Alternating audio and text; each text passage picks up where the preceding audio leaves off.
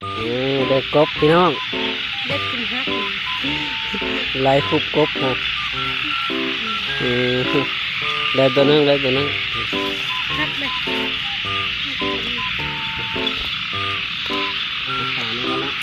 หักมันเลย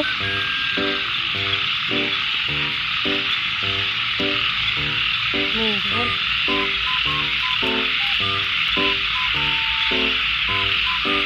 เดี๋ยวเสียมันห้องอบฮะนี่นะ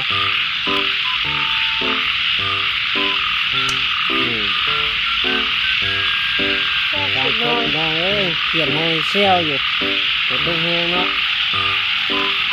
ต้องการตอนเช้า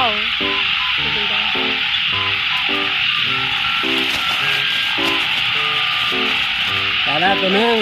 เดี๋ยวล้างมือกันหมานี่แล้วพี่น้องโอ้ได้กบอีกแล้วนี่ไป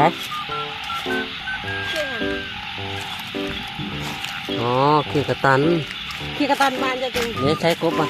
โอ้ได้ละได้ละได้ละสองตัวป่ะนี่มีหอยเนาะพี่น้องช่ำเดียวเลยเนาะไซส์เดียวกันยังตัวนึงนี่มีกบแล้วก็มีหอย มีหอยพี่น้องนี่มัน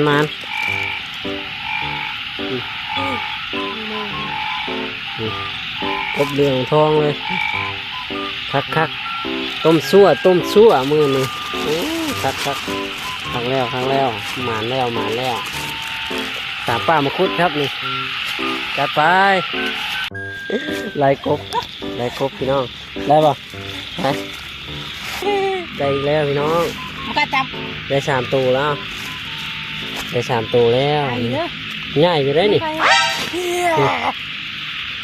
คุณนึกว่าย่างกบง่ายๆจะยังจับมือหาขาก่อนพี่น้องได้3 ตัวแล้วนี่มันตัวนึงประทานเนาะตัวนึงง่ายตัวนึงซ้ำ5 นิ้วนี่ตัวนึงประทานได้3 ตัวแล้วพี่น้องนี่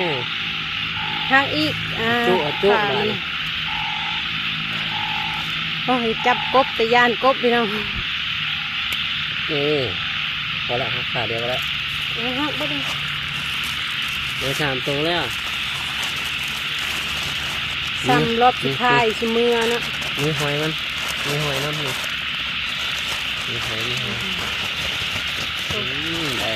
ี่ตัวนี้3 ตัวตัวแรกตัวที่2ตัวที่3นี่มันพอละ